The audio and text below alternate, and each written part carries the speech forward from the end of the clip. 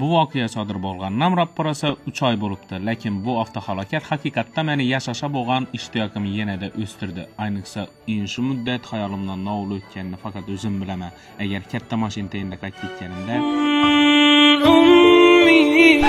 Xudoning o'zi saqlag'ay. Hali oldinda atadan ishlarimiz ko'p, Xudoyim günümür berib tursa. Ish qilib shundan keyin mashinsizlik dardi boshlandi. Har kun mashinli jo'ralarimni bir sana mo't oldim. Shu o'rinda hammasini rahmat aytmoqman. Menga vaqt ajratganlar uchun, mashinlarning xizmatimga berib qo'yganlar uchun rahmat. O'g'il bola mashina dim qatda o'rganib qolib, birdan mashinasiga ketsa, haqiqatdan sutdan ajralgan papadim bo'lib qoladi. Nechun bunchalik ko'p vaqt ketdi deyishingiz mumkin, lekin men bilan avariya bo'lgan brat sotlashamiz dedi. Yaxshi dedimdan sotlashib qo'yaverdim. Sotda o'tib chiqdik.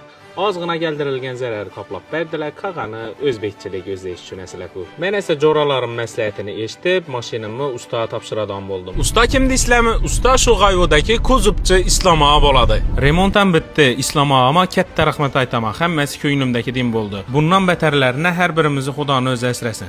Yo'lda mashinada yurgan har bir erkakka esa men Xudodan omad tilak qilaman. Nechun desa, oilamiz bizani uyda kutib turibdi. Ko'rgan kechirganimiz shu bo'lsin haqiqatan.